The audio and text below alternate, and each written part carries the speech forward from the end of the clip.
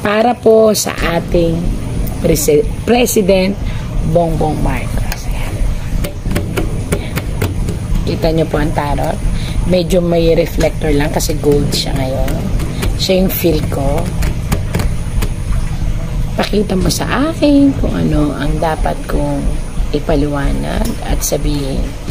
Ang lahat ng aking sasabihin ay naayon sa iyong ipakikita at ipagtatapat sa sanlibutan.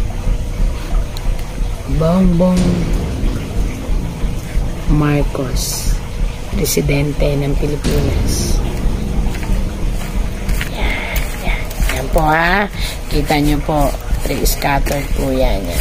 Ibig sabihin yan, talagang ginugulo ko po para walang bias. Wala yung sabihin yung scripted. Ayan. Dito pipili lang po ako. Since hindi po ako si ating president, i-represent ko po ang pangalan niya. Toink?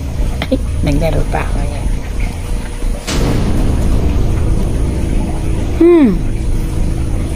Ito po ngayon ang nararamdaman ng ating President Bongbong Marcos. Kung napapansin niyo po, ang puso niya.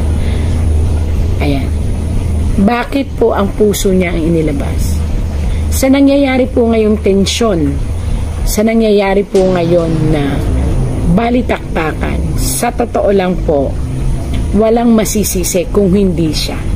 Kung no, actually, ito baka sermonan ko pa nga po yung mga taong nakikinig na talagang sasabihin nilang sila'y makamarcos. Kung talagang makamarcos kayo, sana narinig nyo noon ang YouTube at vlog ko. Napayuhan nyo po ang ating presidente, kung sino man ang nakaririnig nito, na maghinay-hinay sa pagdidesisyon tungkol sa isang pamilya. Dapat po, lahat ng nangyayari, kahit sabihin pa po natin na alam niya o hindi niya alam, at the end of the circulation of the game, sa kanya ito ibabato at siya ang mawawalan ng reputasyon at pangalan kapag itinuloy niya ang laban sa Duterte family.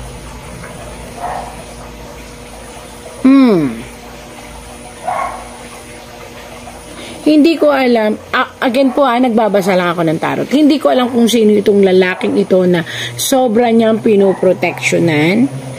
At itong protection na to is nasisira ang reputasyon ng ating President Marcos.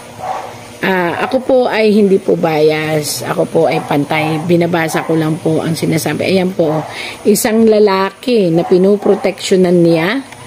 Ayan, isang lalaki na malapit sa puso nila at ito ay may ano ito, parang matatanggap, may tinatanggap itong kayamanan or pera or what na ibibigay ng siguro parang mayroon silang hinahabol na pera or batas na para talaga sa kanila. Kaya ayan may cup siyang hawak, tapos may isda. Ibig sabihin, matagal na itong kayamanan o pera o anuman mahalaga na kaya nasa cup, gold pa yung cup. Ibig sabihin, malaking halaga ito na yun ay mapapasa kamay ng lalaking yun. Pagkatapos, may usaping agreement. Hindi ko alam kung ano ito. Ayan po. Yan ang pinoproteksyonan. At sa pagproteksyon niya po dito, hindi ko alam kung sino itong lalaking ito, ay maaari pong masira ang reputasyon niya bilang isang presidente. Hindi ko po alam. Wala naman po akong alam sa ganyan-ganyan. Binabasa ko lang po ang tarot. Isang revelasyon ng inyong tarot na parang ngayon lang kayo nagigising na may 1, 2, 3, 4, 5, 6, 7 tao po ang parang bubuyog na bulong ng bulong sa inyong tenga ang sinunod ninyo. At kung sino man po ito na 7 taong ito, kung naririnig nyo man po ako aming presidente. Sana po ay hihinto nyo na po ang pakikinig dito sa 7 taong malalaking ito na bubuyo. 7, 1, 2, 3, 4, 5, 6, 7. 7 po siya. 1, 2, 3, 4, 5, 6, 7. 7 talaga. 7 siya na tao, pero ang isa hawak mo. Ibig sabihin, nasa paligid mo lang at babae ito. Sana po lahat ng bulong-bulungan, lahat ng mga request, lahat ng mga pinag-uusapan ay pag-isipang mabuti. Kasi po, nakita po dito na kaya kayo nakabikaka, ayan, kaya po kayo nakahawak ng ganyan. Ang ibig sabihin po nito ay failure, ang kalalabasan ng kung ano man pong pag-uusap na iyon.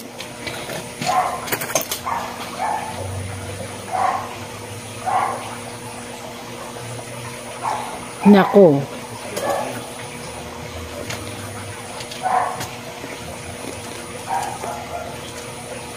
Ang sitwasyong ito ngayon na inyong kinakaharap po ay kinakailangan yung pagkaingatan. Kumuha kayo ng magaling na advisor na tuturuan kayo ng tama. Kasi po may isang malaki pong pagsubok na darating sa inyong pagkapangulo. At ito po ay tungkol sa mga tao na magpupumilit na kayo ay pababain sa pwesto. Again and again po.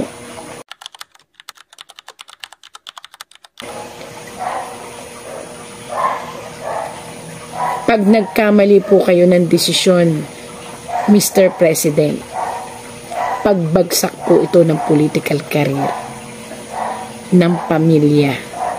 Ito po yung naitarot ko na rin po dati kay Ma'am Amy Marcos na mahihirapan.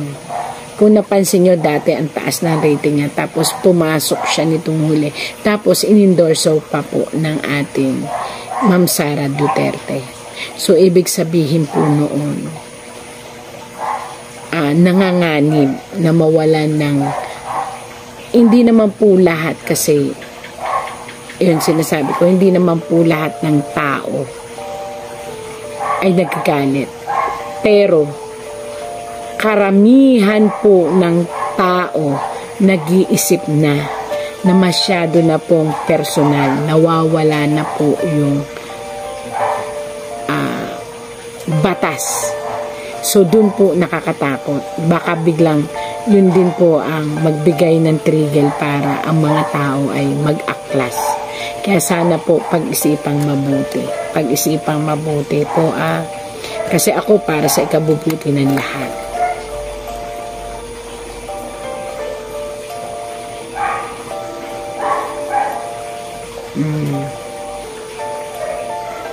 Ito kasi biglang tumayo ang isang ikaw ay isang hangman. Ngayon naiisip mo na parang naiisip mo na ang nangyayari. Pero paano ibabalik ang nakaraan? Yun. True, siguro, wag na nga ulit humawak ng mainit na bagay pagdating dyan sa case ng mga Duterte. Yun lang po talaga ang makakapag-bag down ng inyong karir. Ano ba yan? Bakit kasi na lang? Wow. Isang babae sa family ang sana pagsabihan din na mag-slow down ng mga desisyon. Kasi ang mga decision making na gagawin for this year ay struggle. So, ibig sabihin, kung ano man ang desisyon at ano man ang mangyayaring gawain ninyo, kayo po ay mapupunta sa isang negative position of life. Ibig sabihin noon, kung makikita nyo po, may evil. Ibig sabihin, lahat ng desisyon na gagawain ninyo na hindi talaga pag-iisipan at lalo na't mapapansin ng taong bayan ay pagbagsak po ng political career ninyo. Ayan po.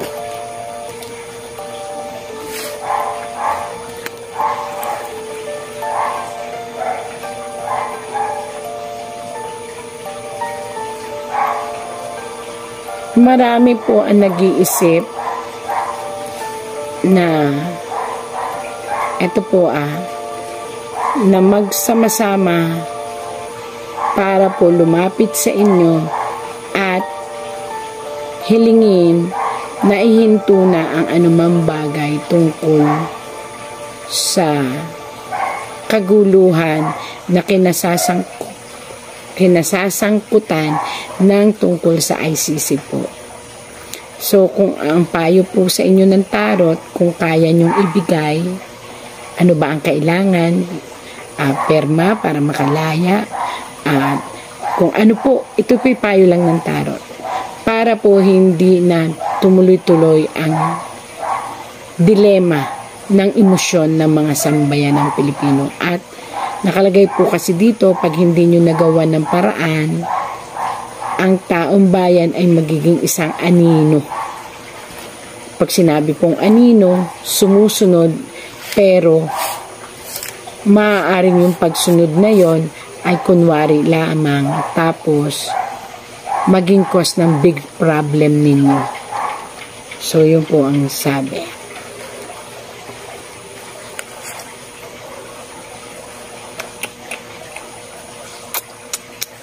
Kalungkutan. Talagang kayo po ang dapat gumawa ng paraan upang ang inyong opponent o ang kung sino man, alam naman na ng buong bayan na sa inyo talaga isinisisi ang lahat ng bagay na nangyayari sa inyong nasasakupan. Ang sabi po dito, kinakailangang mapanatiling ligtas ang Tatay Digong sa ICC o sa anuman upang hindi dumating ang panahon, lahat na naman ang mangyayari ay sa inyo po masisisi.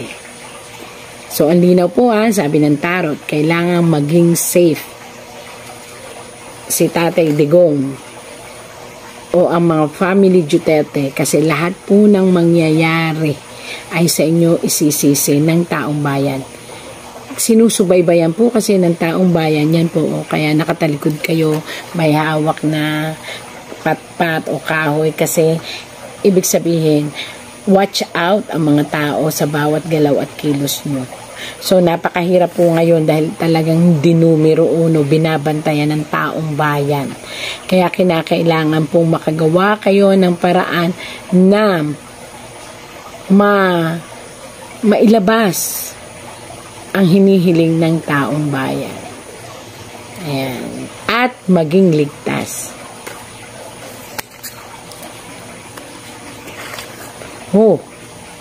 Naku po, tandaan nyo, anumang mangyayari sa buhay ng tao na ngayon ay naging dahilan kung bakit napunta kayo sa hot seat, pag-aaklas ng buong sambayanan. Kaya pag-isipan nyo mabuti ito.